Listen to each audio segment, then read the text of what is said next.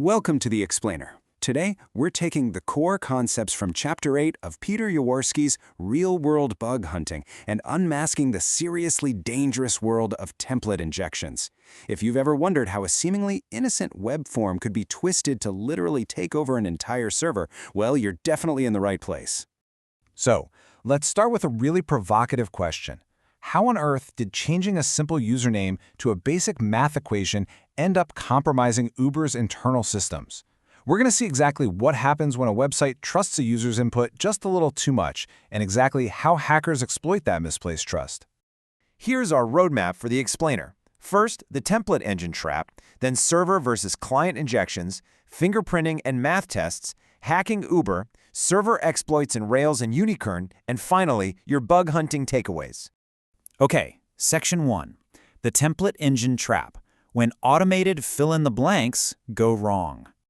To really understand this vulnerability, we've got to understand the technology behind it. A template engine is essentially a piece of code that creates dynamic websites and emails by automatically filling in placeholders. Think of it like a giant automated fill-in-the-blanks system. Developers use these so they don't have to sit there and write thousands of static pages by hand. They just create one template for, say, a user profile, and the engine dynamically inserts your specific name, your age, and your email address right into those placeholders. It's actually brilliant for separating application and business logic. But, and this is a massive but, if a developer fails to sanitize the user input going into those blanks, these engines turn into huge liabilities. Because if the engine just blindly renders whatever you type, it might actually execute your input as code. Moving on to Section 2.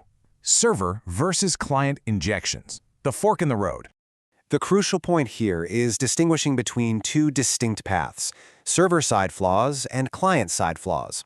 On one hand, we have server-side template injection, or SSTI. This happens deep in the back-end logic. Because template engines like Python's Jinja 2 or Ruby's ERB run directly on the server, injecting malicious code here can lead to full-blown remote code execution, or RCE.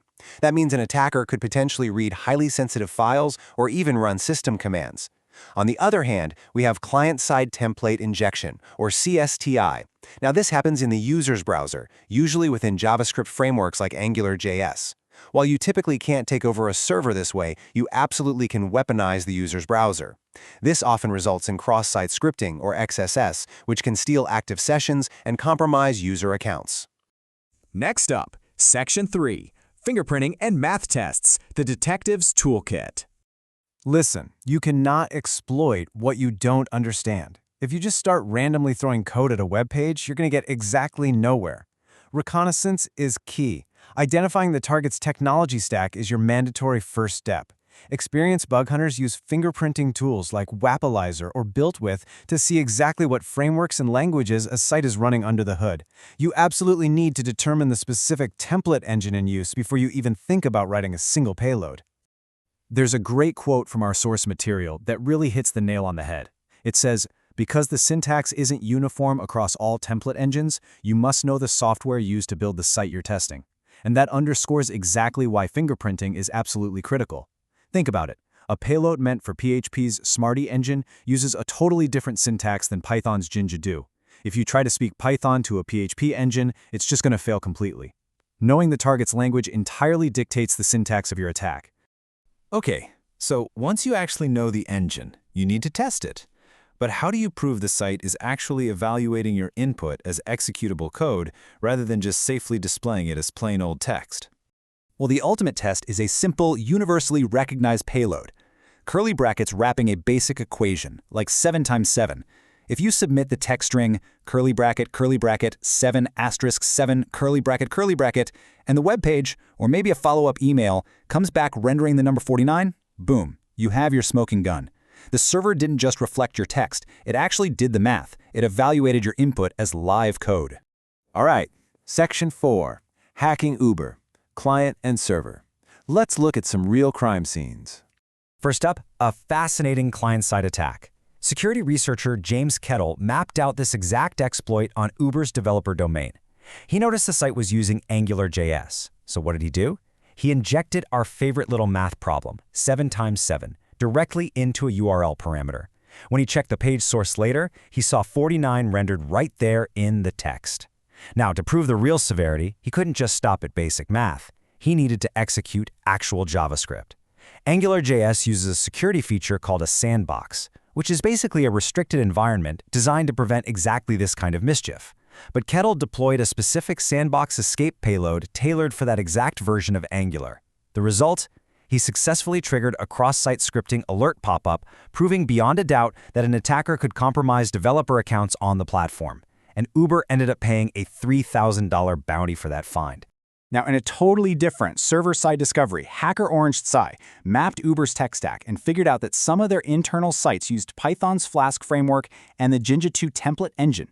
So he went straight to his Uber rider profile and changed his profile name to include the Jinja 2 syntax for 1+1, and here is where it gets incredibly clever. The vulnerability wasn't actually on the profile page itself, but when he updated his profile, the system generated an automated notification email.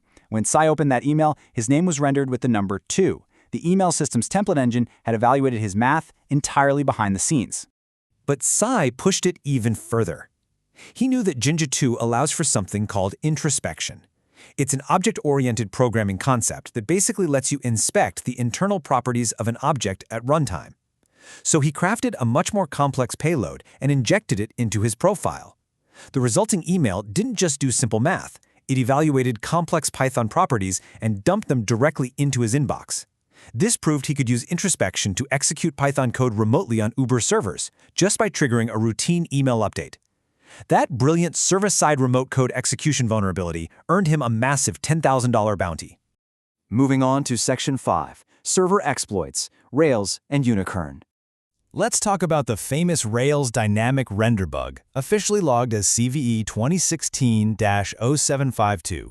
Ruby on Rails is a massive, widely used web framework. This specific vulnerability happened because developers would sometimes accidentally pass user-controlled parameters directly into the Rails render function.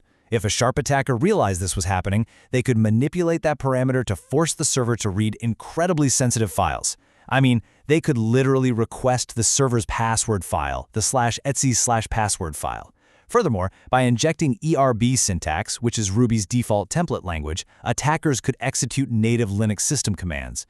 It is a stark reminder that passing raw user input directly into rendering functions is just a recipe for absolute disaster. And the author of our source guide, Peter Yaworski, actually found a very similar flaw on the esports platform Unicorn. Just like OrangeSci did with Uber, he was specifically hunting for inputs that get processed off-screen. He targeted the profile invitation form, which naturally triggers an email.